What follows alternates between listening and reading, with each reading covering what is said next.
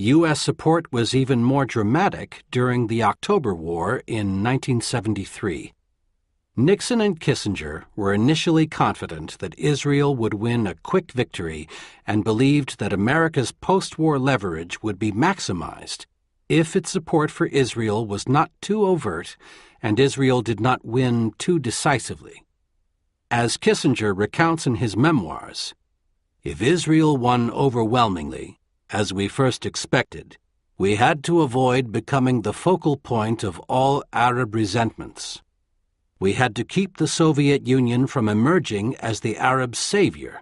If the unexpected happened and Israel was in difficulty, we would have to do what was necessary to save it." Given these expectations and strategic objectives, the United States responded slowly to Israel's initial requests for help. When Israel encountered unexpected difficulties and began running short of critical military supplies, however, Nixon and Kissinger ordered a full-scale airlift of vital military equipment, paid for with a $2.2 billion grant of supplemental military aid. Although the tide of battle had already turned before significant U.S. aid arrived, the assistance boosted Israel's morale and helped seal its victory. Unfortunately for the United States, the resupply effort also triggered an Arab oil embargo and production decrease that quickly sent world oil prices soaring and imposed significant economic costs on the United States and its allies. Within certain limits, U.S. diplomacy during the war favored Israel. The United States helped convince King Hussein of Jordan to remain on the sidelines, and Kissinger handled the ceasefire negotiations, most notably his talks with Soviet leaders in Moscow on October 21, with an eye toward preserving Israel's freedom of action until the final stages of the war. Nixon had instructed Kissinger to tell Soviet General Secretary Leonid Brezhnev that the United States wanted to use the war to impose a comprehensive peace in the Middle East. But in Moscow, Kissinger successfully pressed for a simple ceasefire that would leave Israel with the upper hand and facilitate subsequent efforts to exclude the Soviet Union from the peace process. According to historian Kenneth Stein, the American compiled minutes of the 3 meetings that Kissinger attended with Brezhnev unequivocally show that he accurately and repeatedly represented Israeli interests to Moscow, almost totally contrary to Nixon's preferences. Israel's leaders resented what they saw as Soviet-American collusion to author a ceasefire. But, as Stein notes, Kissinger, while not representing Israel to the Kremlin, certainly presented Israel's concerns. When the Security Council passed a ceasefire resolution on October 22, calling for an end to all fighting within 12 hours, Kissinger permitted Israel to violate it in order to consolidate its military position. He had previously told Israeli Ambassador Simcha Dinitz that Israel would be well advised to use the time afforded by his trip to Moscow to complete its military operations. And according to the National Security Archive, a Washington-based research group that specializes in declassified U.S. sources, Kissinger secretly gave Israeli authorities a green light to breach the ceasefire agreement in order to buy time for Israeli military advances despite the impending ceasefire deadline. When the ceasefire broke down completely and the IDF surrounded Egypt's Third Army, prompting a blunt Soviet threat to intervene with its own troops, Nixon and Kissinger ordered a worldwide military alert, issued a sharp warning to Moscow to stay out, and told the Israelis it was now time to stop the fighting. Although there was considerable hard bargaining during the subsequent step-by-step diplomacy leading to the 1975 Sinai II disengagement agreement, the United States still worked to protect Israel's interests. In addition to giving Israel increased military aid, the United States pledged to concert action with Israel when preparing for a subsequent peace conference and gave Israel a de facto veto over PLO participation in any future peace talks. Indeed, Kissinger promised that the United States would not recognize or negotiate with the PLO so long as it did not recognize Israel's right to exist or accept UN Resolutions 242 and 338, the ceasefire resolutions that ended the 1967 and 1973 wars, respectively, and called for Israel's withdrawal from occupied territories along with acknowledgement of its sovereignty and independence, a pledge that Congress codified into law in 1984. According to Israeli historian Avi Shleim, Israeli Prime Minister Rabin made it clear to Kissinger that the cabinet would not ratify the Sinai II disengagement agreement unless it was accompanied by an American-Israeli agreement. Shleim terms the resulting arrangements an alliance with America in all but name. The United States came to Israel's aid once again following its ill-conceived invasion of Lebanon in 1982.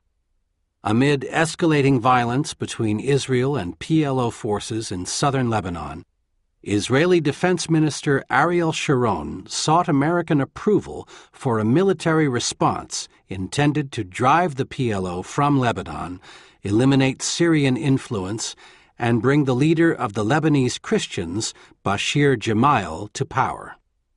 U.S. Secretary of State Alexander Haig appeared to give conditional approval for the scheme in his talks with Israeli officials, saying at one point that a hypothetical Israeli response should be swift, like a lobotomy, though he probably did not know the full extent of Israel's ambitions, and cautioned that Israel should act only if there were, as Haig put it, an internationally recognized provocation.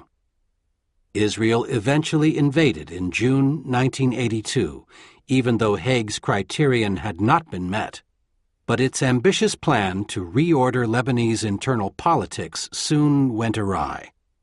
Although the IDF quickly routed the PLO and Syrian forces, the PLO remnants took refuge in Beirut, and the IDF could not remove them without suffering extensive casualties and causing massive harm to Lebanese civilians. U.S. Special Envoy Philip Habib eventually negotiated a deal to end the siege and permit the PLO to withdraw, and several thousand U.S. Marines were subsequently dispatched to Lebanon as part of a multinational peacekeeping force. Gemayel's assassination in September thwarted Israel's hope of creating a pro-Israeli government in Lebanon, and the IDF then allowed Christian militias to enter the Sabra and Shatila refugee camps, where they proceeded to slaughter a large number of Palestinian and Lebanese civilians, with estimated death tolls ranging from roughly 700 to over 2,000. Repeated efforts to end Lebanon's internal struggles and foreign occupation failed, and U.S. personnel were gradually drawn into the intensifying Lebanese maelstrom.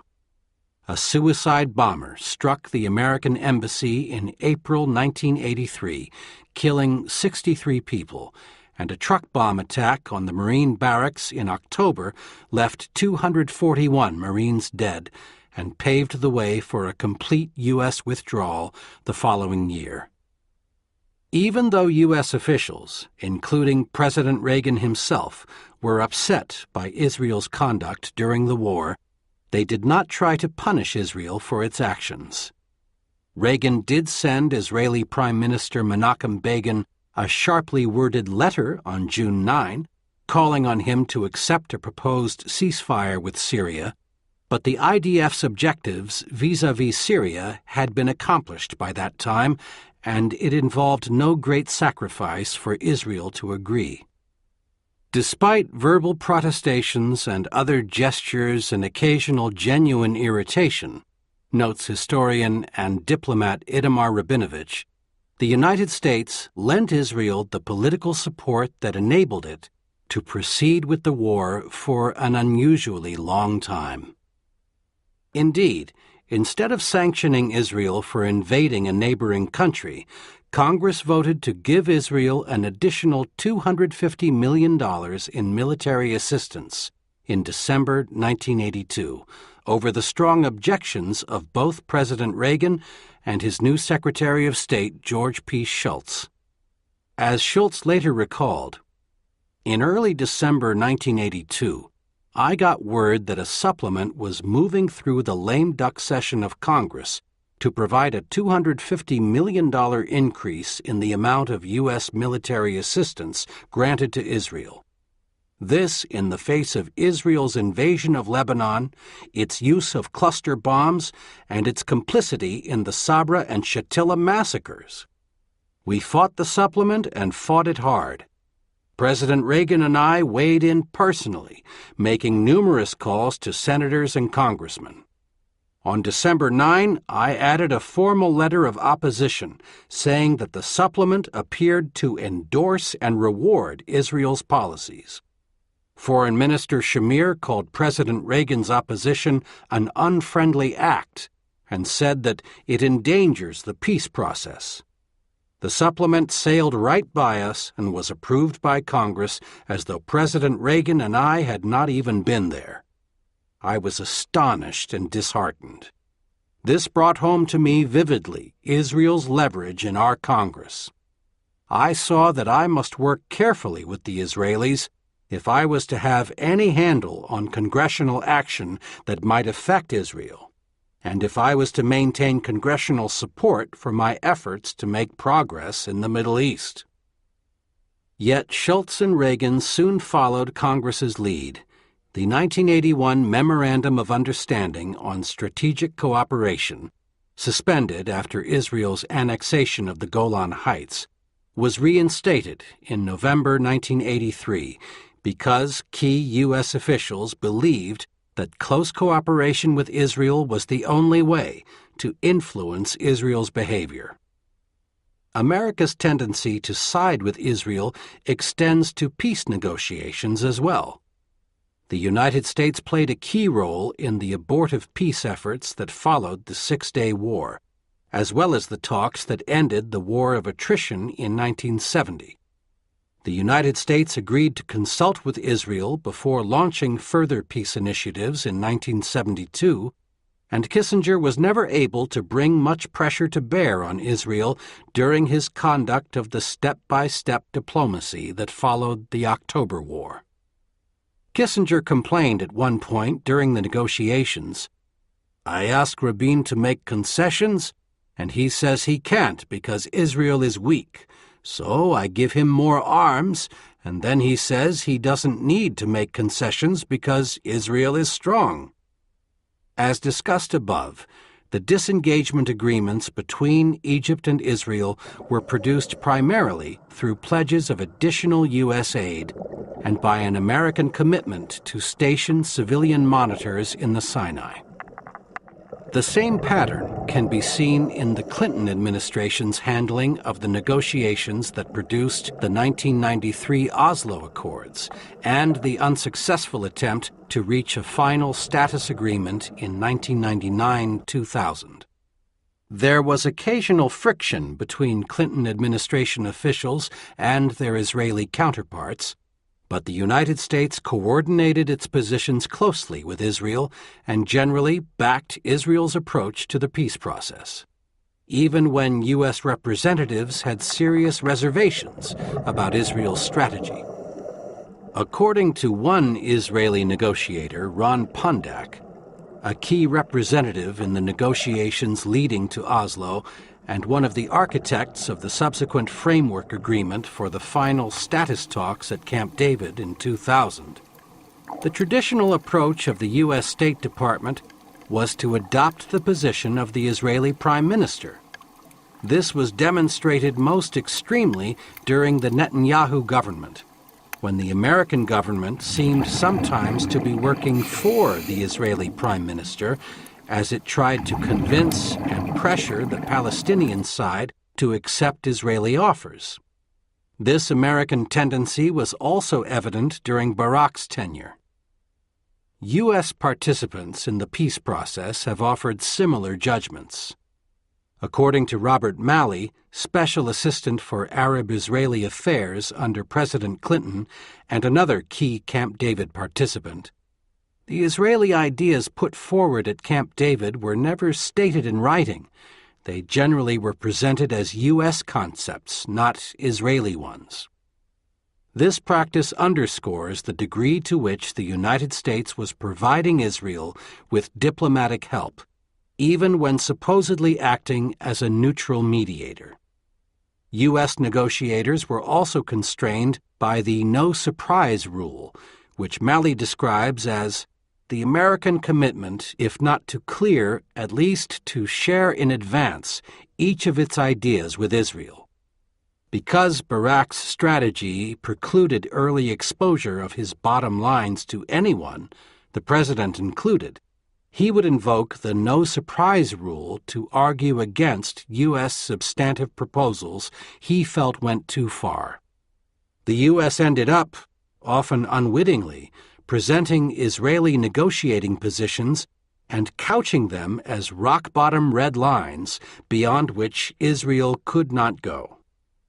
As Aaron David Miller, an advisor to 6 different secretaries of state on Middle East and Arab-Israeli affairs, and another key player in the Clinton administration's peace effort, put it during a 2005 post-mortem on the failed negotiations, far too often we functioned as Israel's lawyer. Conclusion.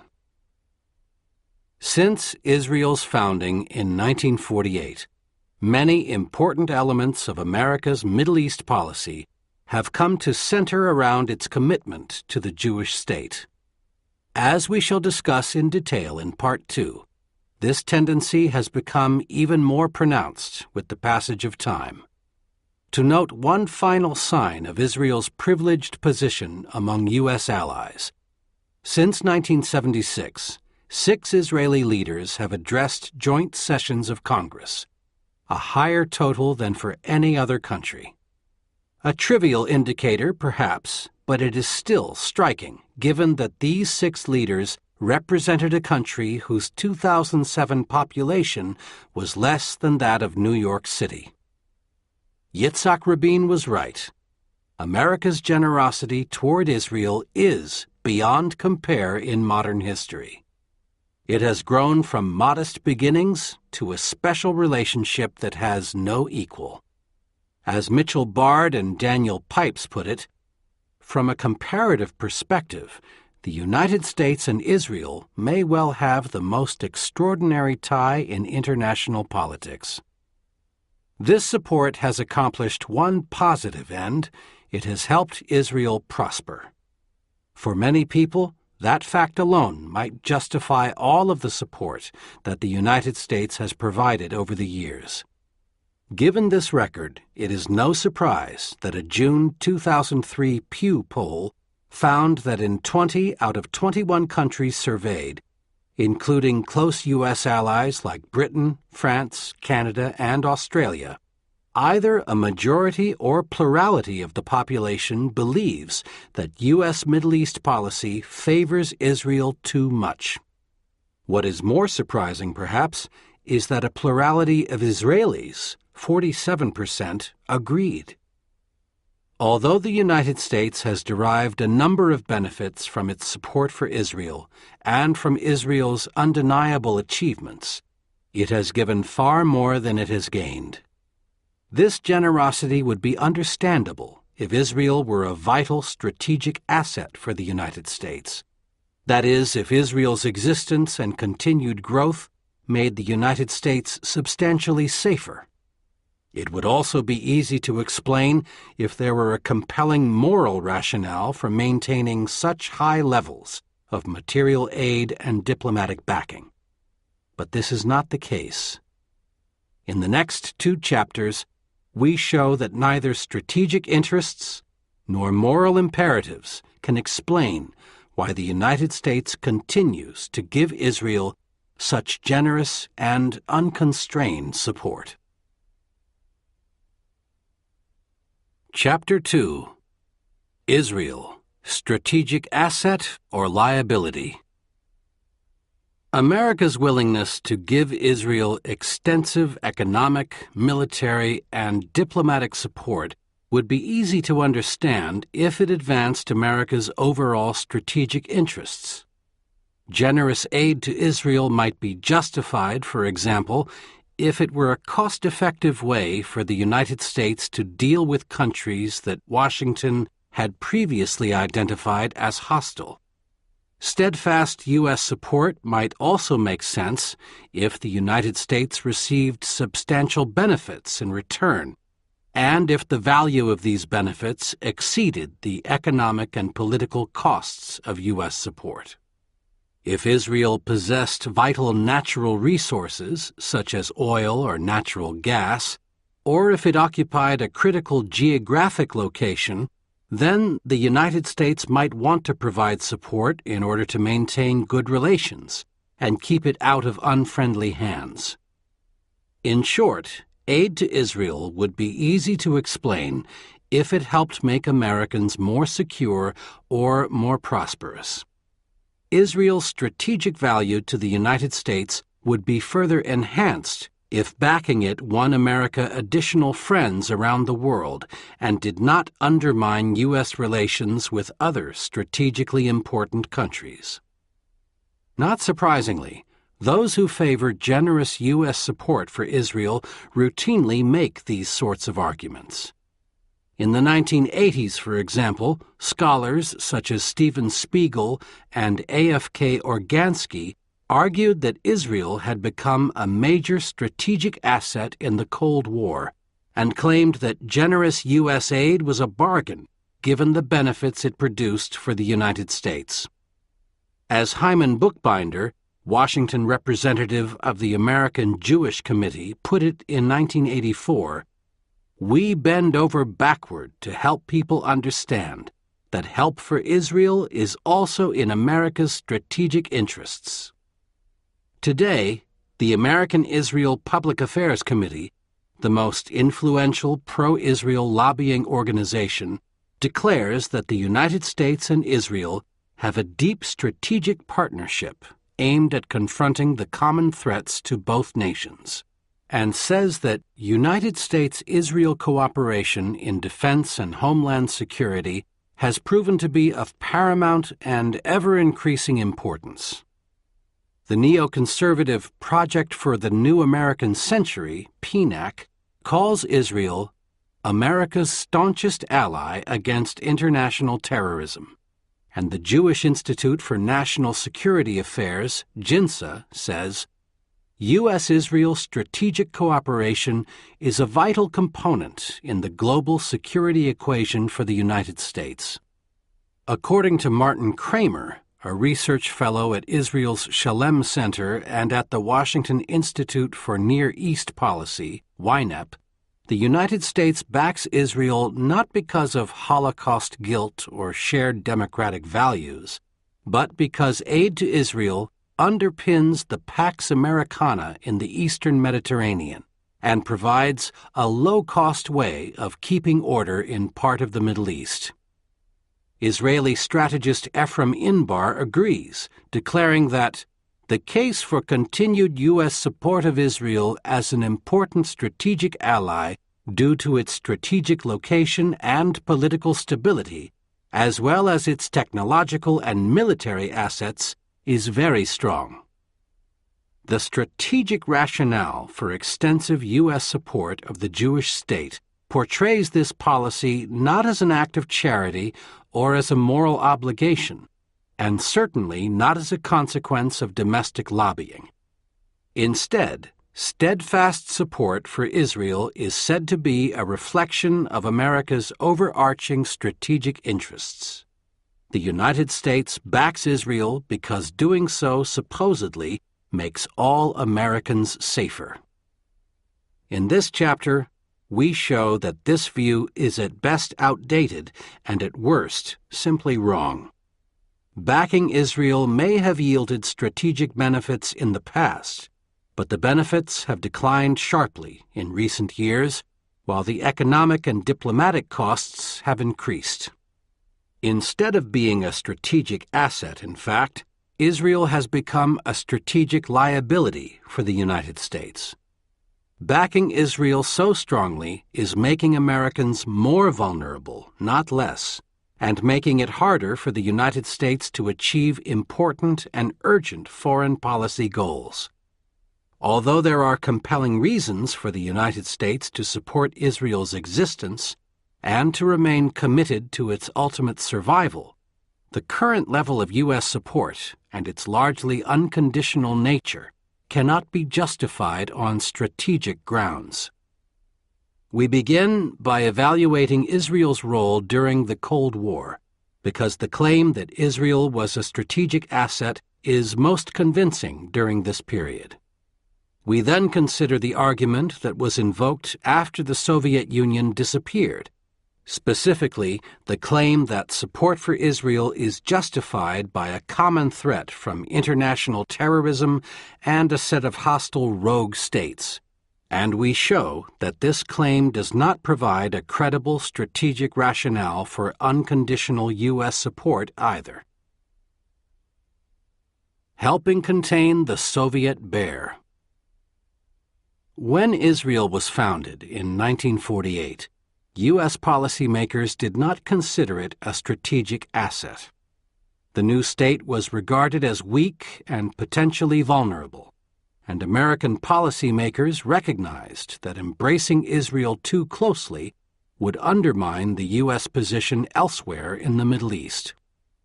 President Truman's decision to support the UN partition plan and to recognize Israel was based not on strategic imperatives, but on his genuine sympathy for Jewish suffering, a certain religious conviction that permitting Jews to return to their ancient homeland was desirable, and an awareness that recognition was strongly backed by many American Jews and would therefore yield domestic political benefits. At the same time, several of Truman's key advisers, including Secretary of State George Marshall and policy planning head George Kennan, opposed the decision because they believed it would jeopardize U.S. relations with the Arab world and facilitate Soviet penetration of the region.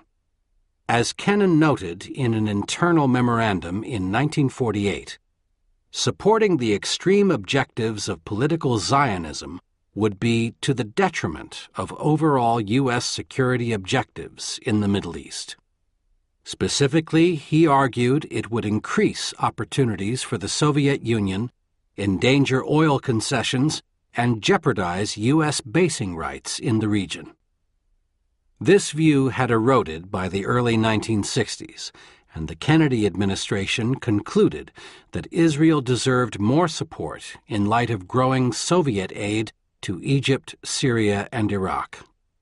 Israeli leaders repeatedly emphasized their potential value as an ally, and their stunning victory in the Six-Day War in 1967 strengthened these claims by offering a vivid demonstration of Israel's military prowess.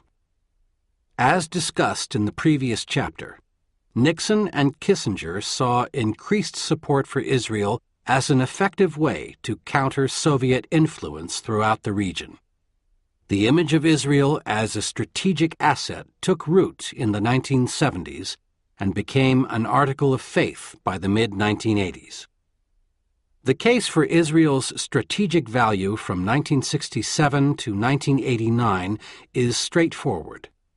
By serving as America's proxy in the Middle East, Israel helped the United States contain Soviet expansion in that important region and occasionally helped the United States handle other regional crises. By inflicting humiliating military defeats on Soviet clients like Egypt and Syria in the 1967 Six-Day War and 1973 October War, Israel also damaged Moscow's reputation as an ally while enhancing U.S. prestige. This was a key element of Nixon and Kissinger's Cold War strategy, backing Israel to the hilt would make it impossible for Egypt or Syria to regain the territory lost in 1967, and thus demonstrate the limited value of Soviet support. This strategy bore fruit in the 1970s, when Egyptian President Anwar Sadat severed ties with Moscow and realigned with the United States, a breakthrough that paved the way to the Egyptian-Israeli peace treaty in 1979. Israel's repeated victories also forced the Soviets to expend precious resources rearming their clients after each defeat, a task that the overstretched Soviet economy could ill afford. By providing the United States with intelligence about Soviet capabilities, Soviet client states, and the Middle East more generally, Israel also facilitated the broader American campaign against the Soviet Union. In 1956, for example, an Israeli spy obtained a copy of Soviet Premier Nikita S. Khrushchev's secret speech denouncing Stalin, which Israel promptly passed on to the United States. In the 1960s, Israel gave U.S. defense experts access to a Soviet MiG-21 aircraft obtained from an Iraqi defector and provided similar access to Soviet equipment captured in the 1967 and 1973 wars. Finally, the United States benefited from access to Israeli training facilities, advanced technology developed by Israeli defense companies, and consultations with Israeli experts on counterterrorism and other security problems. This justification for supporting Israel is factually correct, and Israel may well have been a net strategic asset during this period. Yet the case is not as open and shut as Israel's advocates maintain, and was questioned by some U.S. experts at the time. Why? Because, in addition to the direct economic burden, the growing partnership with Israel imposed significant costs on the United States, and because Israel's capacity to help its vastly more powerful partner was inherently limited. First, although Israel's military did help check Soviet client states like Egypt, Syria, and Iraq, America's commitment to Israel played a significant role in pushing those states into Moscow's arms in the first place. Egypt and Syria had been engaged in a bitter conflict with Israel since the late 1940s, and they were unable to get help from Washington despite several requests. American support for Israel was nowhere near as generous as it is today, but the United States was still committed to Israel's survival and was not going to do anything to undermine its security. In particular, the United States was unwilling to provide either Egypt or Syria with weapons that might be used against the Jewish state. As a result, when an Israeli attack on an Egyptian army base in Gaza in February 1955 killed 37 Egyptian soldiers and wounded another 31, Egyptian President Gamal Abdel Nasser was forced to turn to the Soviet Union for arms instead. Nasser repeatedly referred to the Gaza raid as a turning point, precipitating the first major Arab arms deal with Moscow, which made the Soviet Union a major player in Middle East affairs virtually overnight. The raid also led Nasser to shut down a secret negotiating channel with the Israeli government, and to shift from modest efforts to limit Arab infiltration to active support for it. Given their continuing conflict with Israel and America's reluctance to provide them with arms, Israel's main Arab adversaries had little choice but to seek help from the Soviets, despite their own misgivings about moving closer to Moscow. Second, although U.S. support for Israel put more pressure on the Soviet Union, it also fueled the Arab-Israeli conflict and inhibited progress toward a settlement, a result that continues to haunt both Israel and the United States. The Nixon-Kissinger strategy eventually succeeded in pulling Egypt out of the Soviet orbit, but the tendency to view Middle East issues primarily through the prism of the Cold War, and thus to back Israel no matter what, also led the United States to overlook several promising opportunities for peace. Most notably, Egyptian President Anwar Sadat's repeated signals that he was prepared to cut a deal in 1971-72. Speaking to a private group in 1975, Kissinger recalled that Secretary of State William Rogers' efforts to reach an interim agreement in 1971 had broken down over whether or not 1,000 Egyptian soldiers would be permitted across the canal. That agreement would have prevented the 1973 war. I must say now that I am sorry that I did not support the Rogers effort more than I did. Third, the expansion and deepening of U.S.-Israeli relations in the 1960s and 1970s also contributed to the rise of anti-Americanism across the Arab and Islamic world. At the time of World War I, notes Rice University historian Usama Makdisi, the image of the United States in the Arab provinces of the Ottoman Empire was generally positive. Those Arabs who knew of the country saw it as a great power that was not imperialist, as Britain, France, and Russia were. Even after Israel was founded, Arab resentment was limited by U.S. efforts to play an even-handed role in the Middle East and by the fact that France, not the United States, was Israel's main arms supplier until 1967. What conflicts there were with progressive Arab states such as Nasser's Egypt partly reflected disagreements about Israel, but also stemmed from U.S. support for conservative Middle Eastern monarchies. The Shah of Iran, King Hussein of Jordan, the House of Saud, who were all deeply hostile to Nasser as well.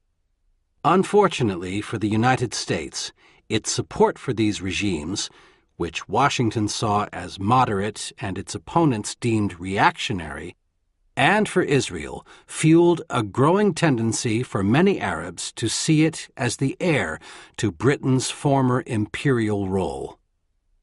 Arab animosity increased as U.S. support for Israel grew, and was compounded by Israel's occupation of the West Bank, Sinai, Gaza, and the Golan Heights in 1967, and by its subsequent repression of the Palestinian Arabs living in what came to be known as the occupied territories. During the Cold War, this situation made some Middle Eastern regimes more interested in close ties with the Soviet Union, and further reduced U.S. influence. It also contributed to the rise of Arab and Islamic extremism, as some prescient analysts had predicted 2 decades ago. Writing in 1985-86, for example, Harry Shaw, former head of Office of Management and Budget's Military Assistance Branch, warned that Israel's settlement policy on the West Bank is at cross purposes with U.S. interests and contrary to U.S. policy. The lack of progress toward a peace settlement, for which Israel and its Arab neighbors share responsibility, undercuts Arabs who are willing to live in peace and strengthens the influence of Islamic fundamentalists and other Arabs who have no interest in the kind of stable Middle East that would be compatible with U.S. interests and Israel's security. America's relations with the Arab and Islamic world would hardly have been perfect were Israel not a U.S. ally, but a more even-handed approach would have smoothed one important source of friction. This basic fact was not lost on Israeli military leader and politician Moshe Dayan, whose memoirs contain a revealing account of a talk he had with Kissinger at the time of the 1973 October War. Though I happened to remark that the United States was the only country that was ready to stand by us, wrote Dayan, my silent reflection was that the United States would really rather support the Arabs. Support for Israel imposed additional costs on the United States, such as the Arab oil embargo and production decrease during the October War. The decision to use the oil weapon was a direct response to Nixon's decision to provide Israel with $2.2 billion of emergency military assistance during the war, and it ultimately did significant damage to the U.S. economy. The embargo and production decrease cost the United States some $48.5 billion in 1974 alone, equal to roughly $140 billion in $2000, due to higher petroleum costs and an estimated 2% reduction in GDP. The oil crisis also led to serious strains in America's relations with key allies in Europe and Asia. Helping Israel defeat two Soviet clients may have been a positive development in terms of America's broader Cold War concerns, but the United States paid a high price for the victory. Israel's other Cold War contributions were useful, but their strategic value should not be overstated. Israel did indeed provide the United States with helpful intelligence, for instance, but there is no evidence that Jerusalem gave Washington information that decisively altered the course of the superpower competition or enabled America to inflict a decisive blow against its communist adversary. The primary benefit seems to have been access to captured Soviet weapons and to data regarding their battlefield performance, as well as debriefings from Soviet Jews who had immigrated to Israel. The United States used this information to help develop weapons and tactics that would have been valuable had the superpowers ever come to blows, and this information undoubtedly helped the United States when it has fought former Soviet clients such as Iraq. But Iraq was a third-rate military power, and the United States scarcely needed much help to defeat Saddam in 1991 or to oust him in 2003. Access to Israeli training facilities and consultations with Israeli experts were also useful and appreciated, but these arrangements were never essential to the development of American military power or to its ultimate triumph over the Soviet Union. In fact, Israeli assistance was sometimes of dubious value. One former CIA official reports being appalled at the lack of quality of the Israeli political intelligence on the Arab world. Their tactical military intelligence was first-rate, but they didn't know their enemy. I saw this political intelligence and it was lousy, laughably bad. It was gossip stuff, mostly. Israel also provided the United States with faulty or misleading intelligence on several occasions, probably in order to encourage the United States to take actions that Israel wanted. Prior to the Six-Day War, for example, Israeli intelligence assessments painted a grim and frightening picture of Egyptian capabilities and intentions, which American intelligence officials believed was both incorrect and politically motivated. As National Security Advisor W. Rostow told President Johnson, "We do not believe that the Israeli appreciation presented was a serious estimate of the sort they would submit to their own high officials.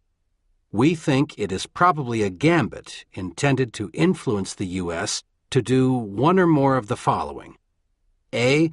Provide military supplies, B. Make more public commitments to Israel, C. Approve Israeli military initiatives, and D. Put more pressure on Nasser."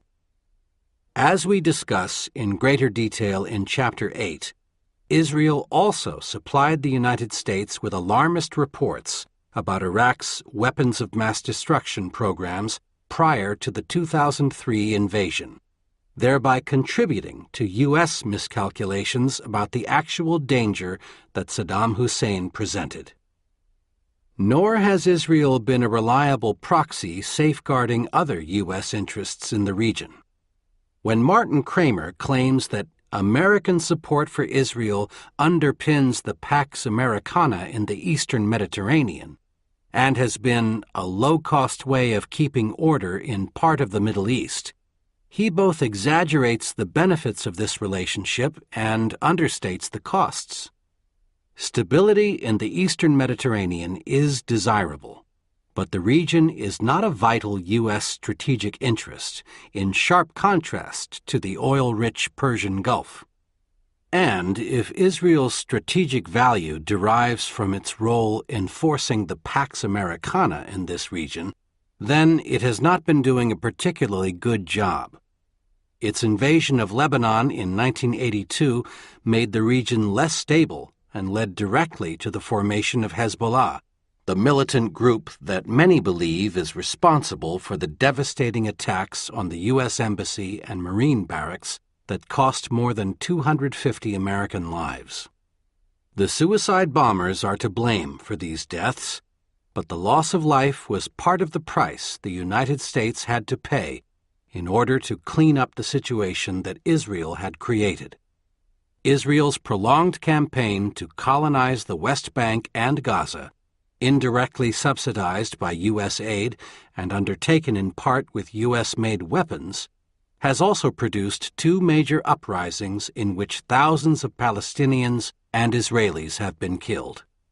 Thus, Kramer seriously overstates Israel's value as a low-cost regional stabilizer. Israel's limited strategic value is further underscored by its inability to contribute to an undeniable U.S. interest, access to Persian Gulf oil. Despite Israel's vaunted military prowess, the United States could not count on its help during the Cold War to deter a direct Soviet assault on Western oil supplies or to protect them in the event of a regional war. As Harry Shaw noted in the mid-1980s, some Israeli officials explicitly reject Israeli engagement of Soviet ground forces beyond their country's immediate defense. These Israelis acknowledge as far-fetched the notion that Israeli divisions would advance beyond Israel's borders to meet a Soviet thrust toward the Persian Gulf. According to a former Pentagon official, Israel's strategic value to the United States was always grotesquely exaggerated.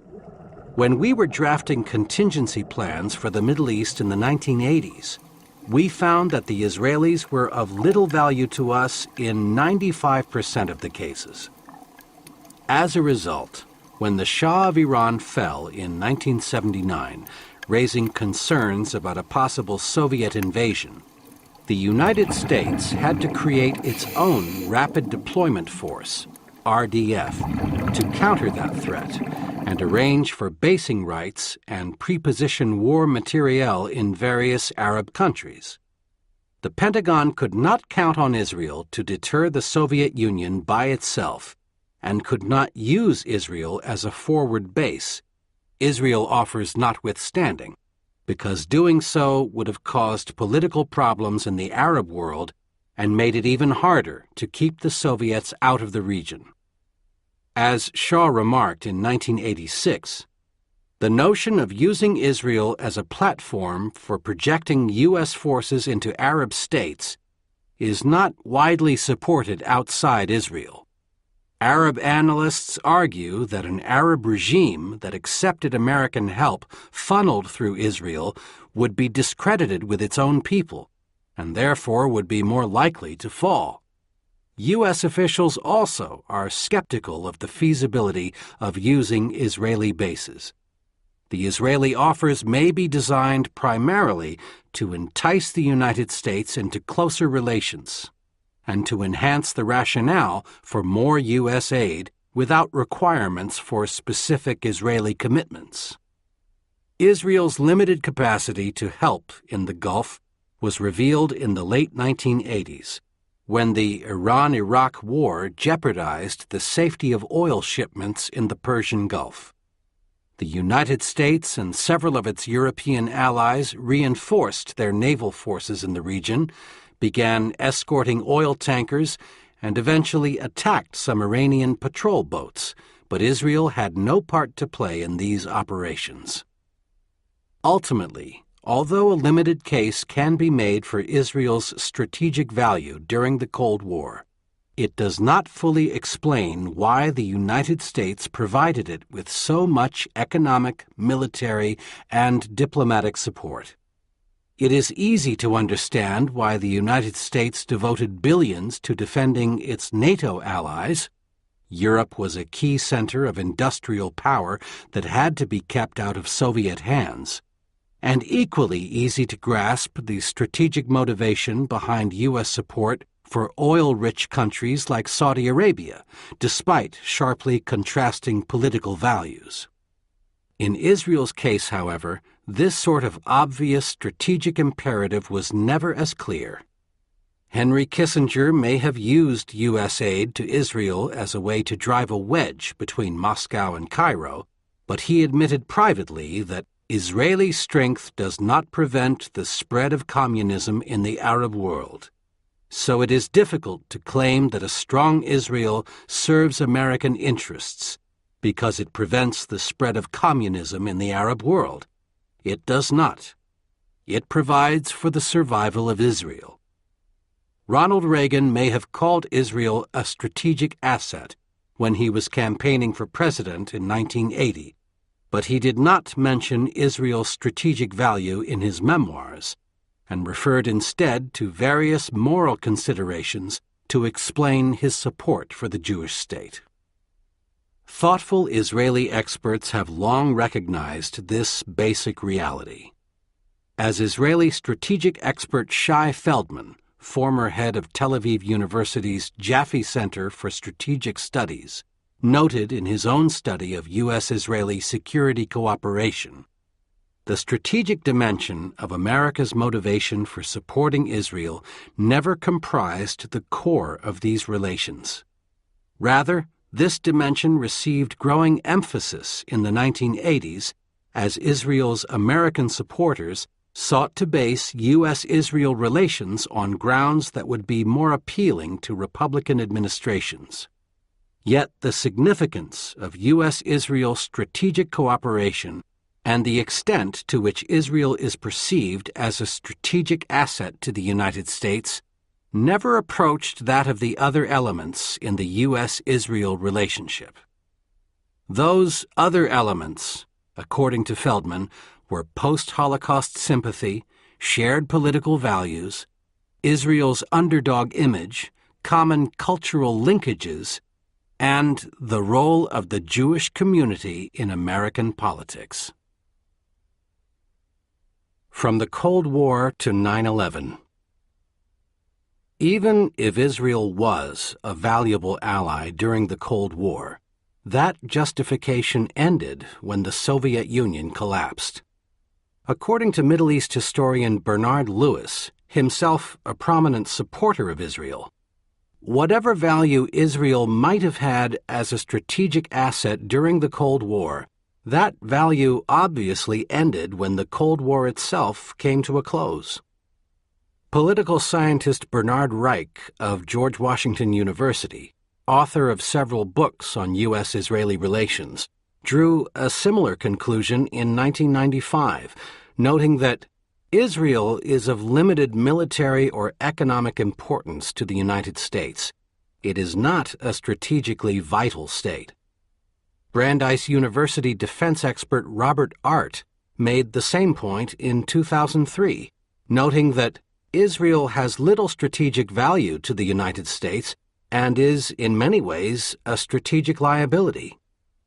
As the Cold War receded into history, Israel's declining strategic value became hard to miss. In fact, the Gulf War in 1991 provided evidence that Israel was becoming a strategic burden. The United States and its allies eventually assembled more than 400,000 troops to liberate Kuwait, but they could not use Israeli bases or allow the IDF to participate without jeopardizing the fragile coalition against Iraq. And when Saddam fired Scud missiles into Israel in the hope of provoking an Israeli response that would fracture the coalition, Washington had to divert resources, such as Patriot missile batteries, to defend Israel and to keep it on the sidelines. Israel was not to blame for this situation, of course, but it illustrates the extent to which it was becoming a liability rather than an asset. As William Waldegrave, Minister of State in the British Foreign Office, told the House of Commons, the United States might now be learning that a strategic alliance with Israel was not particularly useful if it cannot be used in a crisis such as this. This point was not lost on Bernard Lewis either, who wrote, "The change in Israel's strategic value was clearly manifested in the Gulf War, when what the United States most desired from Israel was to keep out of the conflict, to be silent, inactive, and, as far as possible, invisible. Israel was not an asset, but an irrelevance. Some even said a nuisance." One might think that the shared threat from international terrorism provided a powerful rationale for United States-Israel cooperation in the immediate aftermath of the Cold War, but this is not the case. The Oslo peace process was underway during most of the 1990s, and Palestinian terrorist attacks against Israel were declining from 67 killed and 167 injured in 1994 to only 1 dead and only 12 injured in 2000. Israeli casualties rose again after Oslo collapsed, with 110 Israelis killed and 918 injured in 2001 and 320 killed and 1,498 injured in 2002. U.S. policymakers were becoming more concerned about Islamic terrorism, including al-Qaeda, especially after the failed attempt to blow up the World Trade Center in 1993, the attacks on the Khobar Towers housing complex in Saudi Arabia in 1996, the bombing of American embassies in Kenya and Tanzania in 1998, and the attack on the USS Cole in Yemen in 1999. A number of new initiatives to deal with the problem were underway, but terrorism was still not widely perceived as a mortal threat, and the U.S. global war on terror did not begin in earnest until after September 11, 2001. Similarly, although both Israel and the United States were worried about rogue states such as Iraq, Iran, Libya, and Syria during this period, these states were too weak to pose a serious threat to the United States itself. Consider that the combined population of these 4 states in 2000 was less than 40% of America's. Their combined GDP was barely more than 5% of U.S. GDP, and their combined military spending equaled a scant 3% of the U.S. defense budget. Iraq was subject to a punishing UN embargo, weapons inspectors were busy dismantling its WMD programs, and Iran's own WMD efforts were not far advanced. Syria, Iran, and Iraq were often at odds with each other, which made containing these states even easier and reduced the need to try to overthrow them. Instead, the United States adopted a policy of dual containment toward Iran and Iraq, and made a serious but unsuccessful attempt to broker a final peace treaty between Syria and Israel. It also engaged in a protracted and ultimately successful effort to persuade Libya to give up its WMD programs and compensate the families of the victims of the Pan Am Flight 103 bombing, a campaign waged through economic sanctions and patient multilateral diplomacy. Israel's capabilities were not needed to accomplish these objectives because the United States could deal with these states by itself. In other words, Israel was not seen as a prized ally because U.S. policymakers believed its help was essential for dealing with these so-called rogue states. Rather, Washington worried about these states in good part because it was already committed to protecting Israel. With respect to Iran, for example, The main points of contention between Tehran and Washington were Iran's opposition to the Camp David peace process, its support for Hezbollah, and its efforts to develop WMD. The importance of these issues was magnified substantially by the existing U.S. relationship with Israel.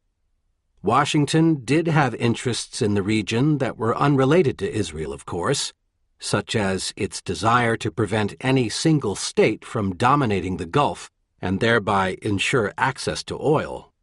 And its pursuit of these interests occasionally led to frictions with some states in the region. In particular, the United States would have undoubtedly opposed Iran's WMD efforts, even if Israel had never existed. But the U.S. commitment to Israel made these issues seem even more urgent, without making them easier to address. Until September 11, 2001, the danger from terrorism and problems posed by these various rogue states did not provide a compelling strategic rationale for unconditional U.S. support of the Jewish state. These concerns explain why Israel wanted help from the United States, but cannot account for America's willingness to provide that help as generously as it did. Partners Against Terror, the New Rationale.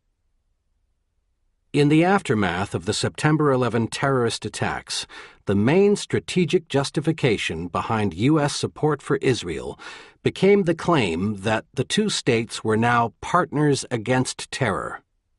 This new rationale depicts the United States and Israel as threatened by the same terrorist groups and by a set of rogue states that back these groups and seek to acquire WMD. Their hostility to Israel and the United States is said to be due to a fundamental antipathy to the West's Judeo-Christian values, its culture, and its democratic institutions. In other words, they hate Americans for what we are, not for what we do. In the same way, they hate Israel because it is also Western, modern, and democratic, and not because it has occupied Arab land, including important Islamic holy sites, and oppressed an Arab population. The implications of the new rationale are obvious. Support for Israel plays no role in America's terrorism problem or the growing anti-Americanism in the Arab and Islamic world. And ending the Israeli-Palestinian conflict or making U.S. support for Israel more selective or conditional would not help. Washington should therefore give Israel a free hand in dealing with the Palestinians and groups like Hezbollah. In addition, Washington should not press Israel to make concessions, such as dismantling settlements in the occupied territories, until all Palestinian terrorists are imprisoned, repentant, or dead. Instead, the United States should continue to provide Israel with extensive support and use its own power and resources to go after countries like the Islamic Republic of Iran, Saddam Hussein's Iraq, Bashar al-Assad's Syria, and other countries believed to be supporting terrorists. Instead of seeing Israel as a major source of America's troubled relationship with the Arab and Islamic world, this new rationale portrays Israel as a key ally in the global war on terror. Why? Because its enemies are said to be America's enemies. As Ariel Sharon put it during a visit to the United States in late 2001, after the horrific attacks on the World Trade Center and the Pentagon, "You in America are in a war against terror. We in Israel are in a war against terror. It's the same war." According to a senior official in the first Bush administration, Sharon played the president like a violin. "I'm fighting your war, terrorism is terrorism," and so on.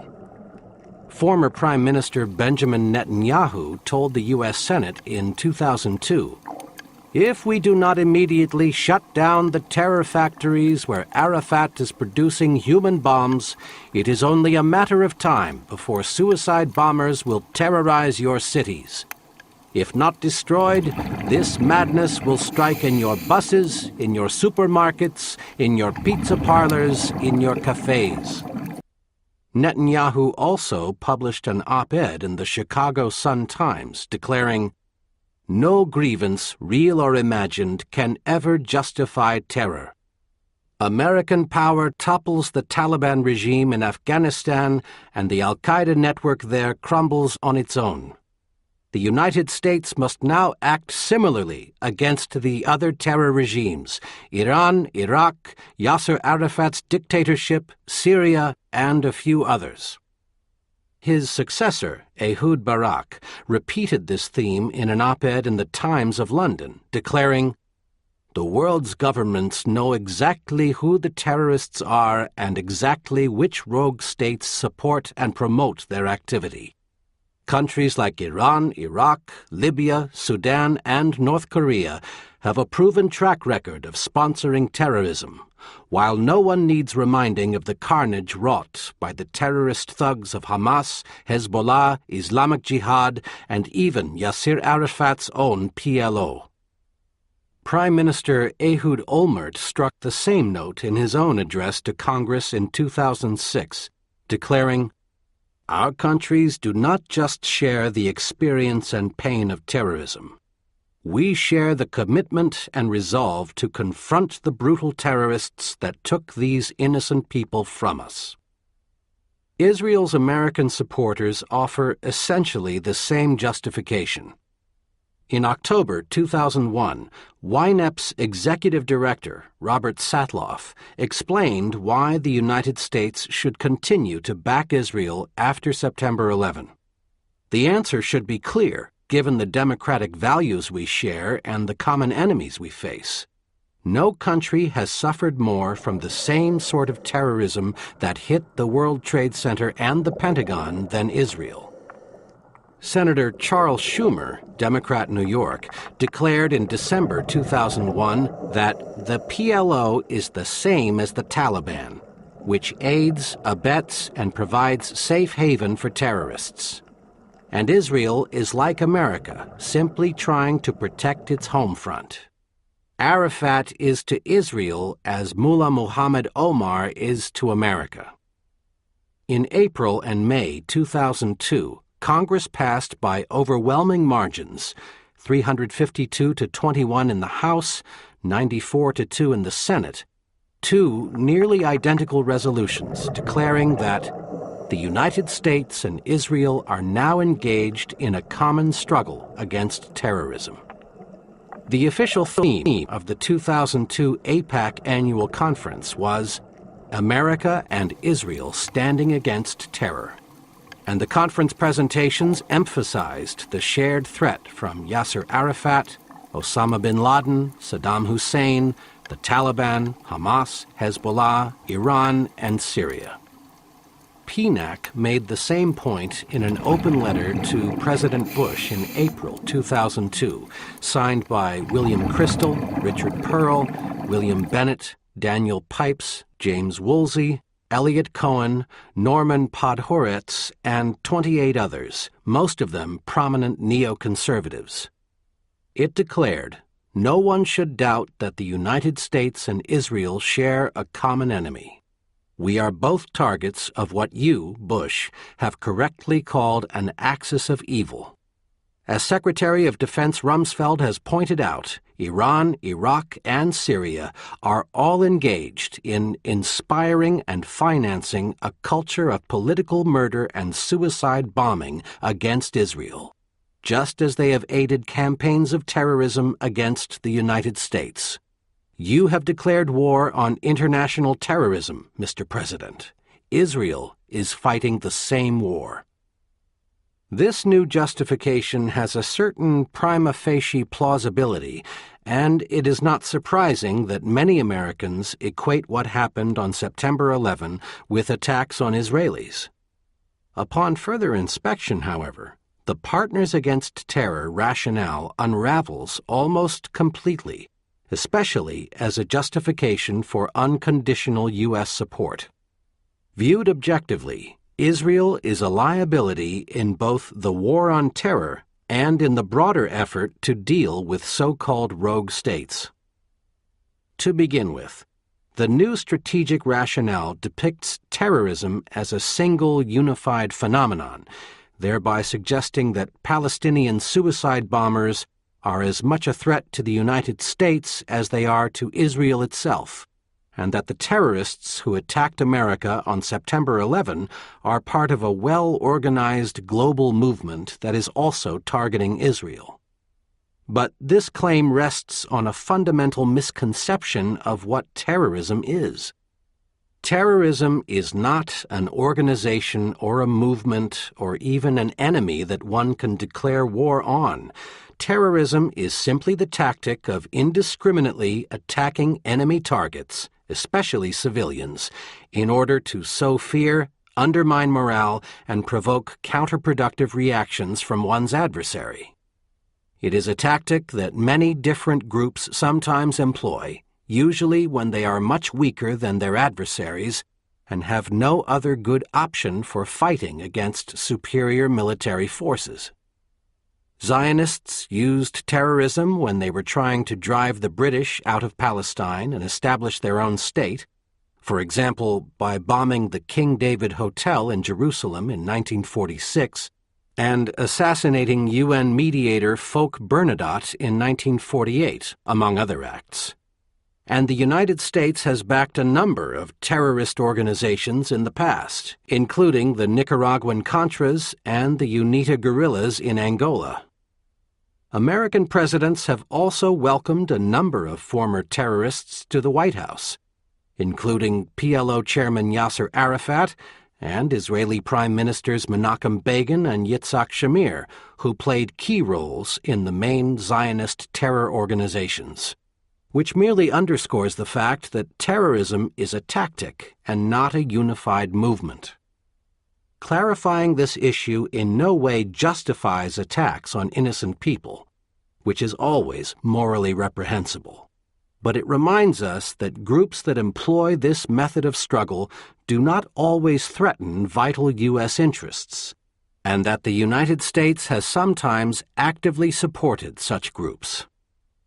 In contrast to al-Qaeda, in fact, the terrorist organizations that threaten Israel, such as Hamas, Islamic Jihad, and Hezbollah, do not attack the United States and do not pose a mortal threat to America's core security interests. With respect to Hezbollah, for example, Hebrew University historian Moshe Maus observes that it is mostly a threat against Israel. They did attack U.S. targets when there were American troops in Lebanon, but they killed to oust foreign forces from Lebanon. I doubt very much whether Hezbollah will go out of its way to attack America. Middle East expert Patrick Seal agrees. Hezbollah is a purely local phenomenon directed purely at the Israelis. And terrorism experts Daniel Benjamin and Stephen Simon echo this view with respect to Hamas, noting, "Thus far, Hamas has not targeted Americans." We may believe that all terrorist acts are morally wrong, but from the perspective of U.S. strategic interests, all terrorists are not alike.